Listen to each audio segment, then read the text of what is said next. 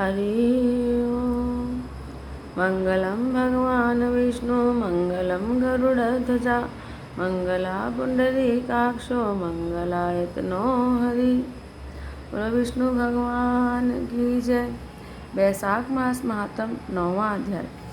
व्याध ने पूछा, ब्राह्मण, आपने पहले कहा था कि भगवान विष्णु की प्रीति के लिए कल्याणकारी भागवत धर्मों का और उनमें भी वैशाख मास में कर्तव्य रूप से बताए हुए नियमों का विशेष रूप से पालन करना चाहिए।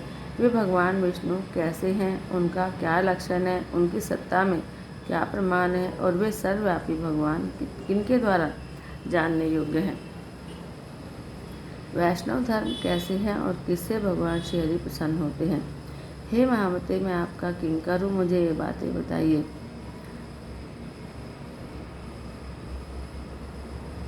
व्याध के इस प्रकार पूछने पर शंख ने रोग शोक से रहित संपूर्ण जगत के स्वामी भगवान नारायण को प्रणाम करके कहा, व्याध, भगवान विष्णु का स्वरूप कैसा है यह सुनो।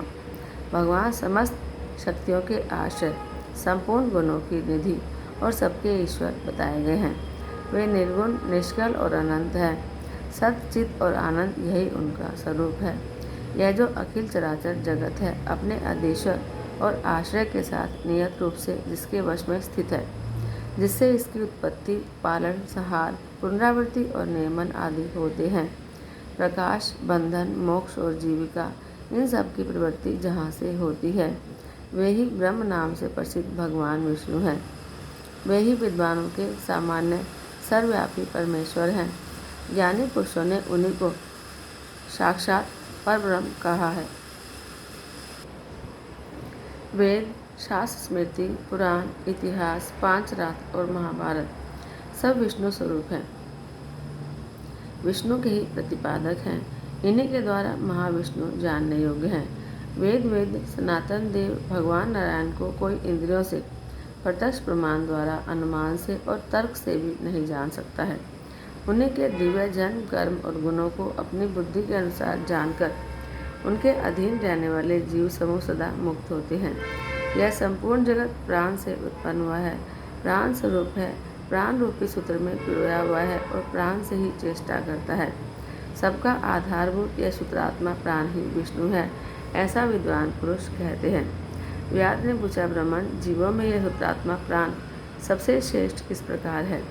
शंख ने कहा, व्याध, पूर्व काल में सनातन देव भगवान नारायण ने ब्रह्मा आदि देवताओं की सृष्टि करके कहा, देवताओं, मैं तुम्हारे सम्राट के पद पर ब्रह्मा जी की स्थापना करता हूँ। यही तुम सबके स्वामी हैं। अब तुम लोगों में जो सबसे अधिक शक्तिशाली हो, उसे तुम स्वयं ही युवराज के पद पर प्रतिष्ठित करो। भगवान के इस प्रकार कहने पर इंद्र आदि सभी देवता आपस में विवाद करते हुए कहने लगे, मैं युवराज होऊंगा, मैं होऊंगा। किसी ने सूर्य को श्रेष्ठ बताया, किसी ने इंद्र को। किसी की दृष्टि में कामदेव सबसे श्रेष्ठ है। कुछ लोग मौनी खड़े रहे, आपस में कोई निर्णय होता न देखकर वे भगवान नारायण के पास पूछने के लिए गए और प्रणाम करके हाथ जोड़कर बोले, महाविष्णु, हम सब ने अच्छी तरह विचार कर लिया, किंतु हम सब में श्रेष्ठ कौन है यह हम अभी तक किसी प्रकार निश्चय नहीं कर सके। अब आप ही निर्णय कीजिए। तब भगवान विष्णु ने हंसते हुए कहा, इस विराट ब्रह्मांड रूपी शरीर से जिसके निकल जाने पर यह गिर जाएगा और जिसके प्रवेश करने पर पुनः उठकर खड़ा हो जाएगा, वही देवता सबसे श्रेष्ठ है। भगवान के ऐसा कहने पर सब देवताओं ने कहा, ऐसा ही हो। तब सबसे पहले देवेश्वर जयंत विराट शरीर के पैर से बाहर निकला, तो उसके निकलने से उस शरीर को लोग पंगु कहने लगे, परंतु शरीर गिर न सका। यद्यपि वह चल नहीं पाता था, तो भी सुनता, पीता, बोलता, सूंघता और देखता हुआ पहले की तरह स्थिर रहा। फिर पूरे देश से दक्ष प्रजापति निकलकर अलग हो गए। तब लोगों ने उसे अनपुंसक कहा, किंतु उस समय भी वह शरीर गिर न सका। उसके बाद विराट शरीर के हाथ से सब देवताओं के राजा इंद्र बाहर निकले। उस समय भी शरीरपात नहीं हुआ। विराट पुरुष को सब लोग लूला कहने लगे। इसी प्रकार नेत्रों से सूर्य निकले, तब लोगों ने उसे अंधा और काना कहा। उस समय भी शरीर का पतन नहीं हुआ। फिर नासिका से अश्विनी कुमार निकले, किंतु शरीर नहीं गिर सका। केवल इतना ही कहा जाने लगा कि यह सूंघ नहीं सकता। कान से अधिष्ठात्री देवियाँ और दिशाएं निकली। उस समय लोग उसे बहरा कहने लगे, परंतु उसकी मृत्यु नहीं हुई। फिर जीवा से वरुण देव निकले। तब लोगों ने यही कहा कि यह पुरुष रस का अनुभव नहीं कर सकता, किंतु देहपात नहीं हुआ। फिर वाक इंद्रिय से उसके स्वामी अग्निदेव निकले। उस समय उसे गूंगा कहा गया, परंतु शरीर नहीं गिरा। फिर अंतःकरण से बोध स्वरूप रुद्र देवता अलग हो गए। उस दिशा में लोगों ने उसे जड़ कहा, परंतु शरीरपात नहीं हुआ। सबके बाद में उस शरीर से प्राण निकला। तब लोगों ने उसे मरा हुआ बतलाया। इससे देवताओं में बड़ा विस्मय हुआ। वे बोले, हम लोगों में से जो भी इस शरीर में प्रवेश करके इसे पहले की तरह उठा देगा और जीवित कर देगा, वही युवराज होगा।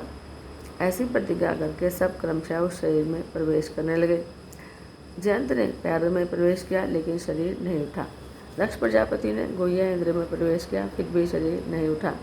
इंद्र ने हाथ में, सूर्य ने नेत्रों में, दिशाओं ने कान में, वरुण देव ने जीवा में, अश्विनी कुमार ने नासिका में, अग्नि ने वाक इंद्रिय में और रुद्र ने अंतःकरण में प्रवेश किया, किंतु वह शरीर नहीं उठा। सबके अंत में प्राण ने प्रवेश किया। तब वह शरीर उठकर खड़ा हो गया। तब देवताओं ने प्राण को ही सब देवताओं में श्रेष्ठ निश्चित किया।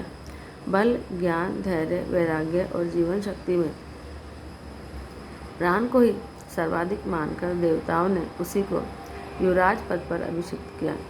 इस उत्कृष्ट स्थिति के कारण प्राण को उक्त कहा गया है। अतः समस्त चराचर जगत प्राणात्मक है। जगदीश्वर प्राण अपने पूर्ण और बलशाली अंशों द्वारा सर्वत्र परिपूर्ण है। प्राणहीन जगत का अस्तित्व नहीं है। प्राणहीन कोई भी वस्तु वृद्धि को नहीं प्राप्त होती। इस जगत में किसी भी प्राणहीन वस्तु की स्थिति नहीं है। इस कारण प्राण सब जीवों में श्रेष्ठ, सबका अंतरात्मा और सर्वाधिक बलशाली सिद्ध हुआ। इसलिए प्राण उपासक प्राण को ही सर्वश्रेष्ठ कहते हैं। प्राण सर्वदेवात्मक है। सब देवता प्राण में है। वह भगवान वासुदेव का अनुगामी और सदा उन्हीं में स्थित है। मनीषी पुरुष प्राण को महाविष्णु का बल बतलाते हैं। महाविष्णु के महात्म्य और लक्षण को इस प्रकार जानकर मनुष्य पूर्व बंधन का अनुसरण करने वाले अज्ञान में लिंग को उसी प्रकार त्याग देता है, जैसे सर्प पुरानी केचुली को। लिंग देह का त्याग करके वह पुरुष अनामय भगवान नारायण को प्राप्त होता है। शंख मुनि की कही हुई यह बात सुनकर व्याध ने पुनः पूछा, ब्रह्मन, यह प्राण जब इतना महान, प्रभावशाली और इस संपूर्ण जगत का गुरु और ईश्वर है, तब लोक में इसकी महिमा क्यों नहीं प्रसिद्ध हुई? शंख ने कहा, पहले की बात है, प्राण अश्वमेध यज्ञों द्वारा अनामय भगवान नारायण का यजन करने के लिए गंगा के तट पर प्रसन्नतापूर्वक गया। अनेक मुनियों के साथ उसने फलों के द्वारा पृथ्वी का शोधन किया। उस समय वहाँ स्वाधि में स्थित हुए महात्मा कर्ण बांबी की मिट्टी में छिपे हुए बैठे थे। हल जोतने पर बांबी गिर जाने से वे बाहर निकल आए। वो क्रोधपूर्वक देखकर सामने खड़े हुए महाप्रभु प्राण को शाप देते हुए बोले, देवेश्वर, आज से लेकर आपकी महिमा तीनों लोकों में, विशेषतः भूलोक में प्रसिद्ध नहीं होगी। हाँ, आपके अवतार तीनों लोकों में विख्यात हो गए। व्याध, तभी से संसार में महाप्रभु प्राण की महिमा प्रसिद्ध नहीं हुई। भूलोक में तो इसकी ख्याति विशेष रूप से नहीं हुई।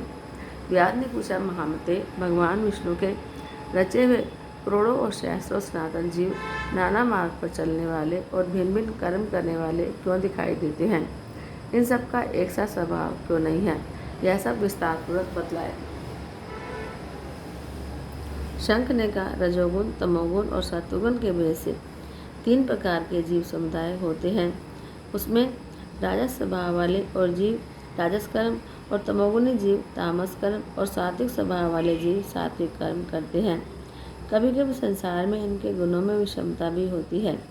उसी से वे ऊंच और नीच कर्म करते हुए उसी के अनुसार फल के भागी होते हैं। कभी सुख, कभी दुख और कभी दोनों को ही ये मनुष्य गुणों की विषमता से प्राप्त करते हैं। प्रकृति में स्थित होने पर जीव इन तीनों गुणों से बनते हैं। गुण और कर्मों के अनुसार उनके कर्मों का भिन्न भिन्न फल होता है। ये जीव फिर गुणों के अनुसार ही प्रकृति को प्राप्त होते हैं। प्रकृति में स्थित हुए प्राकृतिक प्राणी गुण और कर्म से व्याप्त होकर प्राकृतिक गति को प्राप्त होते हैं। तमोगुणी जीव तामसी वृत्ति से ही जीवन निर्वाह करते और सदा महान दुख से डूबे रहते हैं।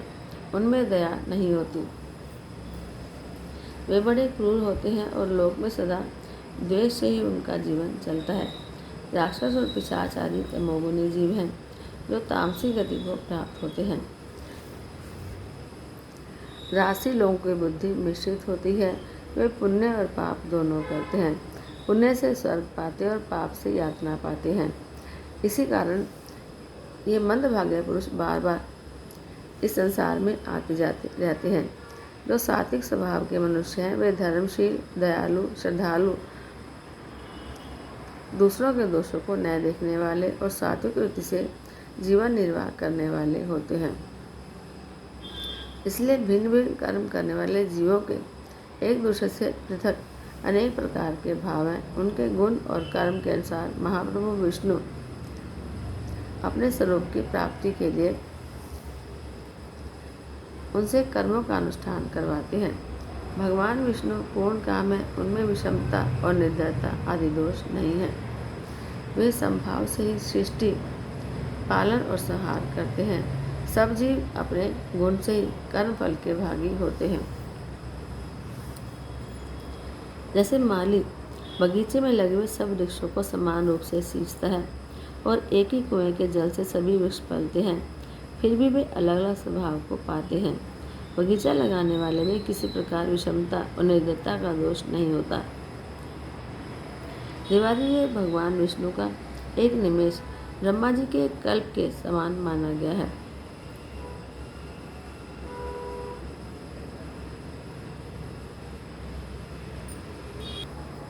ब्रह्मकल्प के अंत में देवादिदेव शिरोमणि भगवान विष्णु का उन्मेष होता है, अर्थात वे आँख खोलकर देखते हैं। जब तक निमेष होता है तब तक प्रलय है। निमेष के अंत में भगवान अपने उदर में स्थित संपूर्ण लोकों की सृष्टि करने की इच्छा करते हैं। सृष्टि की इच्छा होने पर भगवान अपने उदर में स्थित हुए अनेक प्रकार के जीव समूहों को देखते हैं। उनके कुक्षी में रहते हुए भी संपूर्ण जीव उनके ध्यान में स्थित होते हैं, अर्थात कौन जीव कहाँ किस रूप में है इसकी स्मृति भगवान को हमेशा बनी रहती है।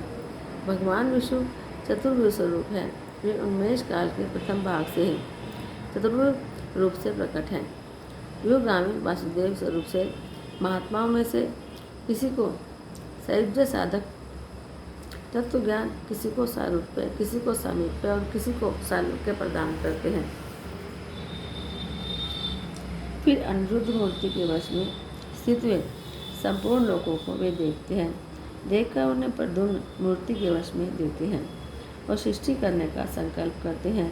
भगवान श्री हरि ने पूर्ण गुण वाले वासुदेव आदि 4 यों के द्वारा क्रमशः माया, जया, कृति और शांति को स्वयं स्वीकार किया है। इससे संयुक्त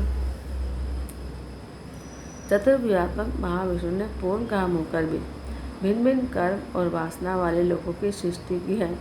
उन्मेष काल का अंत होने पर भगवान विष्णु पुनः योग माया का आश्रय लेकर युगामी संकर्षण रूप से इस चराचर जगत का संहार करते हैं।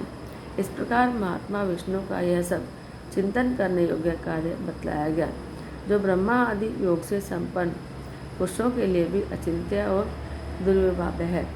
व्यास ने पूछा, मुने भागवत धर्म कौन से हैं और किनके द्वारा भगवान विष्णु प्रसन्न होते हैं? शंख ने कहा, जिससे अंतःकरण की शुद्धि होती है, जो साधु पुरुषों का उपकार करने वाला है और जिसकी किसी ने निंदा नहीं की है, उसे तुम सात्विक धर्म समझो। वेदों और स्मृति में बताए हुए धर्म का यदि निष्काम भाव से पालन किया जाए और वह लोक में प्रसिद्ध, लोक से विरुद्ध न हो, तो उसे भी सात्विक धर्म जानना चाहिए। वन और आश्रम विभाग के अनुसार जो 4 प्रकार के धर्म हैं, वे सभी नित्य, नैमित्तिक और काम्य भेद से ही 3 प्रकार के माने गए हैं। वे सभी अपने अपने वर्ण और आश्रम के धर्म जब भगवान विष्णु को समर्पित कर दिए जाते हैं, तब उन्हें सात्विक धर्म जानना चाहिए। ये सात्विक धर्म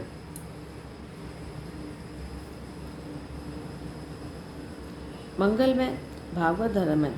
अन्य देवताओं की प्रीति के लिए सकाम भाव से किए जाने वाले धर्म राजस माने गए हैं। यक्ष, राक्षस, पिशाच आदि के उद्देश्य से किए जाने वाले लोक निष्ठुर हिंसात्मक निंदित कर्मों को तामस धर्म कहा गया है। जो सत्वगुण में स्थित हो, भगवान विष्णु को प्रसन्न करने वाले शुभ कार्य सात्विक धर्मों का सदा निष्काम भाव से अनुष्ठान करते हैं, वे विष्णु भक्त माने गए हैं। जिनका मन सदा भगवान विष्णु में लगा रहता है, जिनकी जीवा पर भगवान का नाम है, जिनके हृदय में भगवान के चरण विराजमान हैं, वे भागवत कहे गए हैं। जो सदाचार परायण, सबका उपकार करने वाले और सदैव ममता से रहित है, वे भागवत माने गए हैं।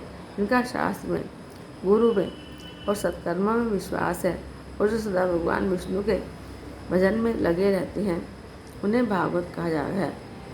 उन भगवत माताओं को जो धर्म नित्य मान्य हैं, वे भगवान विष्णु को प्रिय हैं और वेदों और स्मृतियों में जिनका प्रतिपादन किया गया है,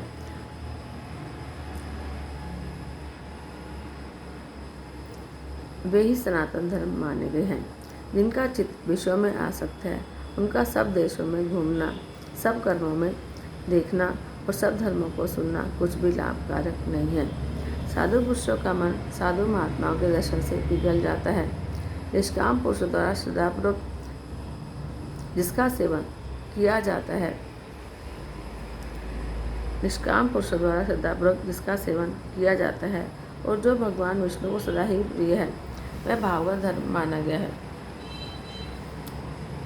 भगवान विष्णु ने क्षीर सागर में सबके हित की कामना से भगवती लक्ष्मी जी को दही से निकाले हुए मक्खन की तरह सब शास्त्रों के सारभूत वैशाख धर्म का उपदेश दिया है। जो दम्भ रहित होकर वैशाख मास के व्रत का अनुष्ठान करता है, सब पापों से रहित होकर सूर्य मंडल को भेद कर भगवान विष्णु के योगी दुर्लभ परम धाम में जाता है।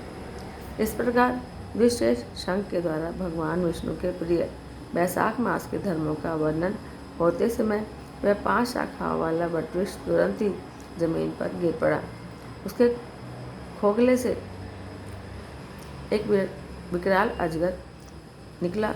वह भी पापमयी में योनि को त्याग कर दिव्य स्वरूप होकर मस्तक झुकाए शंख के सामने हाथ जोड़कर खड़ा हो गया।